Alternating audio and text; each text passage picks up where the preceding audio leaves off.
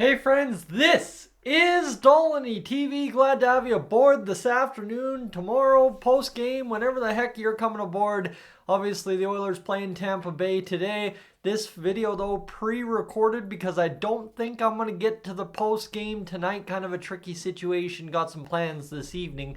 However, the Oilers, well, we're in the trade market. We always are. We've been in the trade market for couple of years here in terms of improvements, and last year at the trade deadline we went out and got Nick Bjugstad, who turned out to be a gem of a find for the Edmonton Oilers. Bottom six, a guy who's a big centerman, wins draws, produced offense, everything you like to see. However, like Klim Kostin, well, priced out of the market for the Edmonton Oilers and ended up signing down in Arizona for $2.1 million. So he was in Arizona prior to coming to the Oilers last year, and then of course, well, he returns back there, and that leaves the question and leaves no doubt in my mind. Once everybody saw that Bjugstad had signed his deal with the Coyotes, I think every Oilers fan knew, hey, you know what, talk about the best guy we have a chance at getting at the trade deadline, it would be Nick Bjugstad this year. Obviously, I think the results early on for the Arizona Coyotes have been kind of more promising than they have been over the past few years, so potentially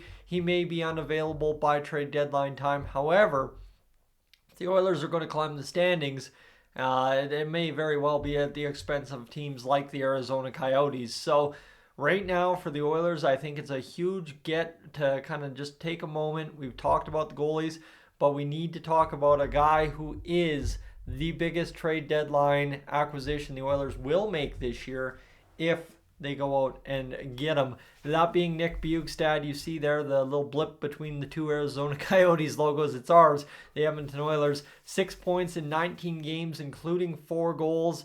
And you know, at the end of the day, it was a beautiful little sight for him, right? Kind of produced a little less offense than in Arizona, 0.32 points per game instead of 0.39. But when your fourth line center is producing a third of a point per game, that's a pretty good get. And obviously his ice time had been diminished in Arizona as well. This year though, okay, you've reviewed those stats. Look at this stat here this year, 0.63 points per game, riding hot. Arizona's doing better, better shooting percentage than last year, and about the same ice time as his last season in Arizona. So that's a huge boast of maybe, you know what, if you've got Ryan McLeod struggling when it comes to trade deadline time, maybe you slot in Nick Bjugstad, give him a little bit more playing time, and see what results he can produce. I mean, most Oilers fans would say right now, I would take Nick Bjugstad in a heartbeat over top of Ryan McLeod. Most would say they'd take Klim Kostin, a winger, over top of Ryan McLeod, a centerman who, well, needs to be a center, right? So, pardon me, inhaled air wrong there, but you get where I'm going. This is a huge opportunity here for the Oilers to once again upgrade the team at the trade deadline, and it's the most common sense, right? It's the biggest upgrade we can make in terms of the forward group when you're changing the composition. Nick Bjugstad, 6'6". We know what he adds up front: scoring punch, depth, role playing, face-offs, the whole like, right? You look at this here for Nick Bjugstad. There's nothing you can dispute on this chart.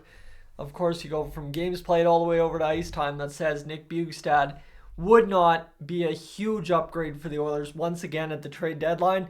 The problem is, what is Arizona's situation by the deadline? And you look at this too. We last paid a third-round pick in Michael Kesselring. Yes, we got Cam Dineen, who is yet to make his Oilers debut.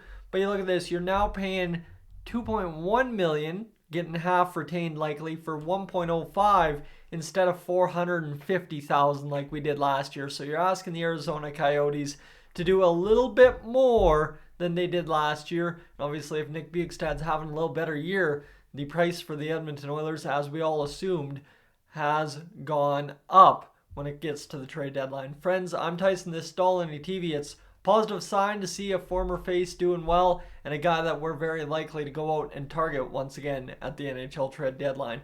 I am up on out of here.